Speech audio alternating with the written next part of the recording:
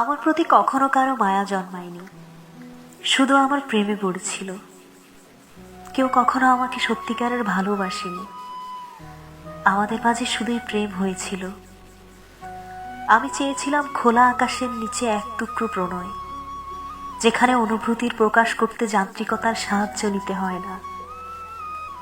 কিন্তু আমি দেখেছিলাম মুঠোফোনে বন্দি একটা ঠিকঠাক সম্পর্ক, যে সম্পর্কের নাম ছিল শুধুই প্রেম। ঠিক প্রেম নয়, মায়াহীন প্রেম, যেখানে কোনো ভালোবাসা ছিল না, ছিল শুধু ক্ষণিকের আবদার পূরণের আমেজ। আমি চাইতাম আমাদের সম্পর্কের একটা দীর্ঘমেয়াদী নাম দিতে, বুঝতেই পারিনি এক মালিকানা অনুভূতির গুলোতে কখনো অংশীদার হয় না। যেখানে চাওয়াটাই একার, সেখানে সম্পর্কের নাম ঠিক করা শুধুই মিছিমিছি আবদার।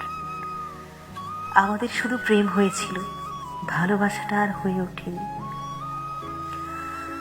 আমি চেয়েছিলাম আমাদের জীবনের প্রতিটা সকাল বিকেল একসাথে শুরু, একসাথে শেষ হোক।